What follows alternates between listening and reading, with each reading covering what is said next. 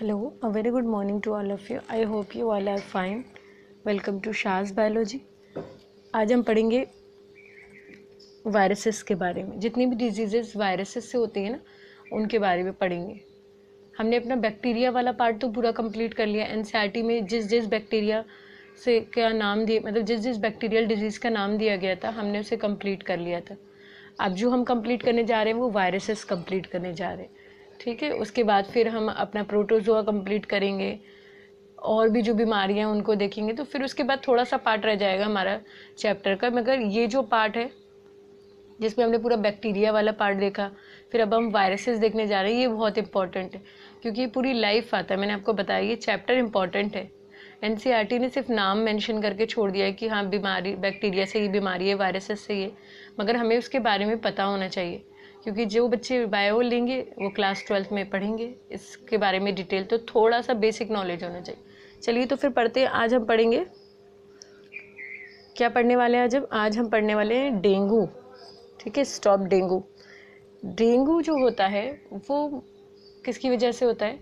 लोगों को लगता है, बहुत सारे लोगों को मतलब मिसकंसेप्ट है कि डेंगू जो होता है वो किसी प्लाज्मोडियम की वजह से होता है। बेसिकली क्या होता है, वो क्या करते हैं, क्योंकि मलेरिया जो है वो प्रोटोजोआ से होता है, तो उनको लगता है कि डेंगू भी प्रोटोजोआ से होता है, मगर ऐसा नहीं है।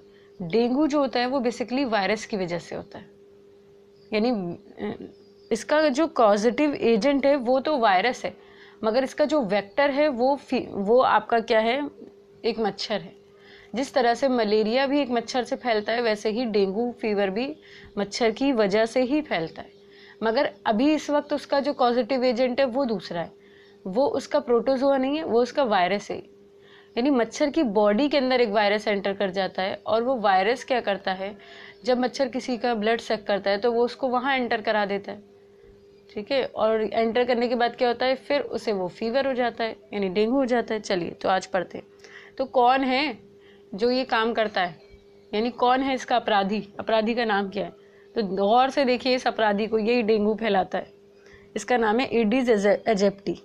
एडिस एजिप्टी जो मॉस्किटो है वो डेंगू फैलाता है, वो डेंगू का वेक्टर है। जैसे फीमेल एनोफिल है किसकी, मलेरिया की ना, वैसे ही इसकी पहचान कैसे है कि इसकी देखिए साइड में देखिए इसकी कुछ वाइट पैचेस नज़र आ रहे होंगे, नीचे की तरफ की बॉडी पे भी वाइट पैचेस हैं, और इसकी जो ये बड़े बड़े पैर है ना, इन लेग्स के ऊपर भी देखिए छोटे छोटे वाइट पैचेस हैं।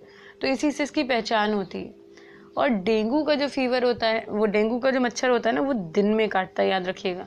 जो मच्छर आपको दिन में काटते हैं ना, वो ज़्यादातर डेंगू फैलाने वाले मच्छर होते हैं, क्योंकि बेचारे मलेरिया वाले मच्छर को तो थोड़ा सा कुछ शर्म आती है कि वो दिन में नहीं काटता, बेचारा वो रात में ही काटता है, चुपचाप आके हम सो रहे होते हैं और हमें काट लेता है, फीमेल एनोफिल। मगर डेंगू का जो एडिस एजिप्टी है, ये दिन में ही आके काटता है। यानी दोपहर जैसे ही आपका 4-5 बजेगा, उसके बाद से ये एक्टिव हो जाएगा और ये रात में नहीं काटेगा, ये दिन में आके काटेगा।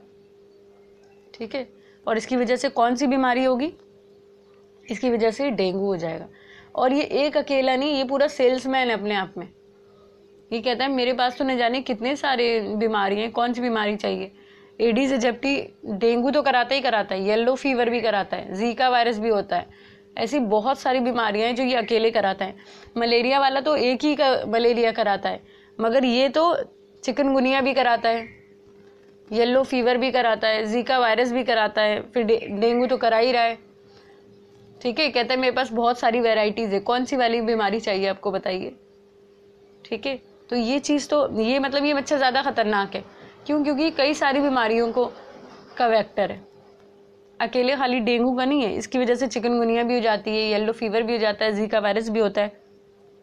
देखिए सिम्टम क्या होते हैं, अगर किसी को डेंगू में के सिम्टम क्या होते हैं, हो गया हो तो देखिए सबसे पहले तो हाथों पर रैश आने लगते हैं, उसकी पल्स रेट बढ़ जाती है, डिजीनेस हो जाती है, ठीक है, एडनेमिया हो जाता है, उसको मतलब सेंसेस नहीं काम कर रहे, इंसोमिनिया हो जाता है, नींद ही नहीं आ रही होती उसको, फीवर बहुत हाई रहता है, फिर रेडनेस हो जाती है, गले में थ्रोट में लालपन आ जाता है, पेन इन द बोन्स के हड्डियों में दर्द महसूस होता है।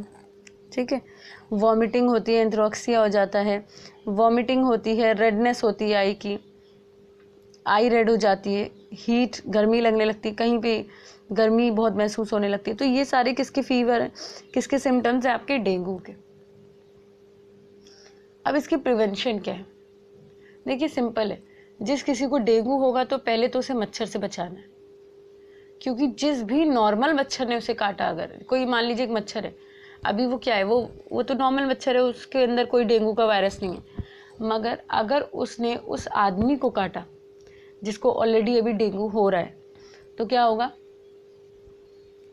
तो क्या हो जाएगा, उसके काटते ही उसको क्या कर जाएगा, वो लग जाएगा, मतलब उस मच्छर जो मच्छर उसे काटेगा वो उसका डेंगू का वेक्टर बन जाएगा। यानी अब वो डेंगू का जो वायरस है वो उसकी बॉडी में एंटर कर गया और अब वो किसी दूसरे को काटेगा तो डेंगू हो जाएगा।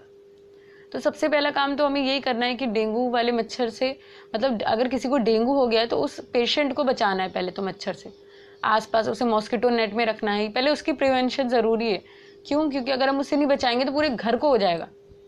मान लीजिए कोई नॉर्मल मच्छर ने उसे काट लिया, अब वो मच्छर बन नॉर्मल था मगर अब तो उसके अंदर वायरस चला गया, तो अब वो क्या करेगा, अब वो दूसरे को काटेगा तो वायरस वहाँ ट्रांसफ़र हो गया, तो फिर दूसरे को डेंगू हो गया, अब हमें उसे बचाना पड़ेगा मच्छर से। तो इसलिए तीसरी, ठीक है, एक तो ये बहुत इंपॉर्टेंट चीज़ है। सेकंड क्या है कि अपने आसपास मच्छरों का ध्यान रखना। गवर्नमेंट भी कहती है, खुद भी हमें इस चीज़ों के लिए जागरूक होना पड़ता है कि अभी देखिए अभी बारिश का सीज़न हो गया, बारिश हो रही है बार बार, आप लोग अपनी छत के ऊपर एनालाइज करिए, जाके देखिए, आप लोग छत पे देखिए, आसपास के एरिया में देखिए कहीं पे मच्छर तो नहीं टिंग टिंग टिंग टिंग करके पता चला पैदा होना शुरू हो गए। छत पे देखिए कुछ खाली बर्तन पड़े होंगे, उसमें पानी भर गया होगा अभी इस टाइम, वहाँ मच्छर जल्दी से जल्दी पनप रहे होंगे। गमलों में पानी भर जाना, ठीक है, अगर गमलों में ज़्यादा देर तक पानी रुका रहेगा तो वहाँ मच्छर पैदा हो जाएंगे। कोई टायर, कोई ट्यूब्स, कूलर के पानी को ज़्यादा दिन साफ ना करना, ठीक है, ये सारी चीज़ें करना कि हमें मतलब बचाना है, मच्छरों को बचाना है। किससे आप यकीन मानिए कि दुनिया भर में जितनी डेथ लोगों की टाइगर के और लॉयन के हमले से नहीं होती होगी ना, उतनी अराउंड कितनी हो जाती होगी, 100 हो जाएगी। वो भी उन लोगों की होगी जो ट्राइबल कम्युनिटी होंगी, जो वहाँ जा कहीं रहते होंगे जंगल वंगल में, उससे कई गुना 4 लाख के around all over the world इनकी से डेंगू से लोगों की मौत हो जाती है। यानी डेंगू से क्या, अलग अलग बीमारियों से मौत हो जाती है जिसका पॉजिटिव एजेंट मच्छर होता है। यानी मच्छर कहता है मैं तो टाइगर से ज़्यादा ताकतवर हूँ, तुम तो कितनों को निपटाओगे, हम तो लाखों की संख्या में लोगों को निपटाते हैं। तो ये बहुत इम्पॉर्टेंट है। फिर सेकंड ये देखिए कि कहीं पे मच्छर, घर के किसी कोने में मच्छर पनप तो नहीं रहे। होता है ना कि जैसे कोई एरिया है बहुत कंजस्टेड है, वहाँ कुछ सामान ज़्यादा रखा हुआ है तो वहाँ मच्छर ज़्यादा घुसते हैं, तो ऐसी जगहों पे काला हिट वगैरह आता है उसको छिड़क दीजिए। सोने से पहले अपना ये ऑल आउट और मोर्टीन जो भी आते हैं इन सबको लगाइए। अपने रूम की प्रॉपर सफाई रखिए ताकि मच्छर कहीं भी ना, किसी कोने वोने में कहीं मच्छर ना स्टार्ट हो जाए आके इकट्ठा होना। फिर दूसरी चीज़ें, ज़्यादातर ख्याल रखिए इस बात का कि पानी कहीं पे भी भरा हुआ ना हो। बारिश हुई है तो सब जगह एनालाइज करिए कि आपके आसपास कहाँ कहाँ बारिश हुई। देखिए मच्छर कहीं दूर पनप रहा होगा, मैं मानती हूँ, हो सकता है वो आपकी छत पर नहीं बन रहा होगा, छत पर नहीं वो रिप्रोडक्शन कर रहा होगा, मगर वो कहीं तो कर रहा होगा, आपकी गली में कर रहा होगा, गली की नाली में कर रहा होगा, या कहीं पे भी कर रहा होगा, तो वो लौट के तो आप ही के पास आना है। तो उसके लिए थोड़ा सा जागरूक होना पड़ता है, थोड़ा सा हमें अपना एफर्ट्स देने पड़ते हैं, तो उसी के बाद ही हम इस चीज़ों को क्या कर सकते हैं, बचा सकते हैं। तो आई होप आपको आज डेंगू फीवर समझ में आ गया होगा। डेंगू याद रखिए वायरस के थ्रू होता है, ठीक है। पॉजिटिव एजेंट क्या है इसका, पॉजिटिव एजेंट इसका एडिस एजिप्टी है, नाम याद रखिएगा, ठीक है। ये मॉस्किटो के थ्रू ही होती है। एडिस एजिप्टी अकेले इसके लिए नहीं, येलो फीवर भी होता है, जिका वायरस भी होता है, चिकनगुनिया भी इसी से ही होता है, ठीक है। ये सारी चीज़ों के लिए ये पॉजिटिव एजेंट है। तो अगर आपको अपने आप को इस तरह की बीमारियों से बचाना है तो पहले मच्छर का ध्यान रखना पड़ेगा कि कहीं पे भी आपके आसपास मच्छर पैदा ना हो रहे। कोई गड्ढा खुला हुआ है जहाँ पे पानी भर गया है और अब वो गड्ढे में क्या आपको दिख रहा है कि हाँ मच्छर पैदा हो रहे हैं, मच्छर का लार्वा पैदा हो रहा है, तो उसमें लाके मिट्टी भरी जा सकती है, उसको ढका जा सकता है, उसको कुछ भी करा जा सकता है, क्योंकि वो प्रॉब्लम आपको ही होना है।